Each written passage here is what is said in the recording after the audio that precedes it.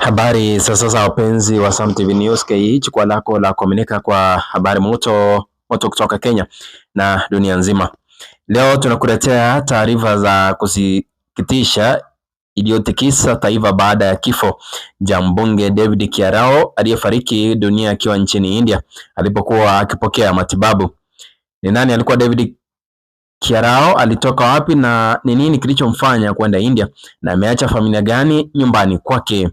Endelea kubaki nasi hadi mwisho wa video hii kwa uchambuzi wa kina kuhusu maisha, siasa na mwisho wa safari yake hapa duniani.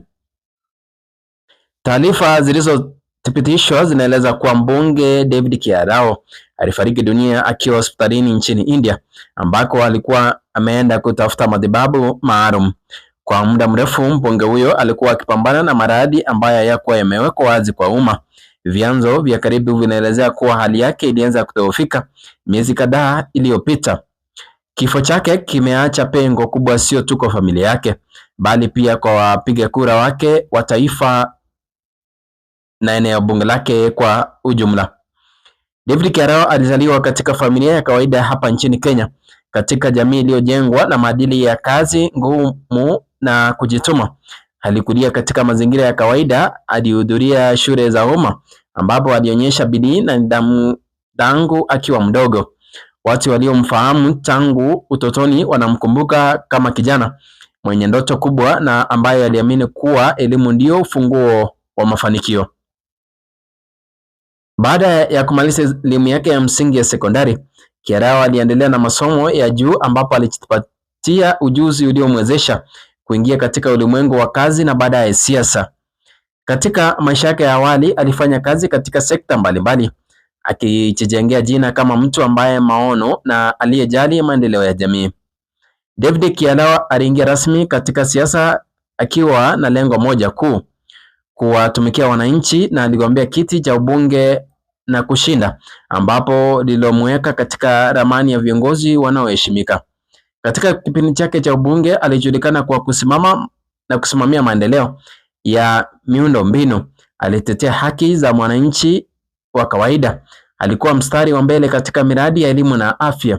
Wengine wanamkumbuka kuwa kiongozi aliyekuwa karibu na watu, akisikiliza matatizo yao na kushughulikia kwa haraka. Kwa muda mrefu mbunge huyo alikuwa akishambuliwa na maradhi yaliyomlazimu kusafiri nje ya nchi kwa matibabu. India imekuwa moja ya nchi ambazo viongozi wengi kutoka Afrika huenda kwa matibabu ya hali ya juu. Kwa bahati mbaya, licha ya juhudi za madaktari, hali yake haikuimarika na hatimaye amefariki dunia. Habari za ugonjwa wake zilikuwa zimehifadhiwa kwa kiasi kikubwa, jambo lililofanya kifo chake kuwa cha kushtua kwa wengi, haswa wale wa eneo bunge lake. David Kiarao ameacha nyuma familia inayomlilia, mke wake mpendwa, watoto wake waliokuwa wakimtegemea, jamaa na marafiki. Familia yake ilimwelezea kuwa baba mwenye upendo, mume mwaminifu na mtu aliyekuwa nguzo yao kuu. Katika nyakati hizi ngumu, taifa linaungana nao kuombea nguvu na faraja. Kifo cha mbunge David Kiarao ni pigo kubwa kwa taifa na eneo la Arkarao. Ni ukumbusho kuwa maisha ni mafupi na kila mmoja wetu ana jukumu la kuacha alama chanya katika jamii. Alikuwa kiongozi, baba na rafiki wa wengi, na kumbukumbu zake zitaendelea kuishi. Hii ni Sam TV KE, tukikuletea habari za kweli kwa wakati na kwa kina. Usisahau kusubscribe, kulike na kushare kanda hii. Tutakuwa tukikupa ujumbe kuhusiana na kifo chake punde tu tunapopokea ripoti hizi.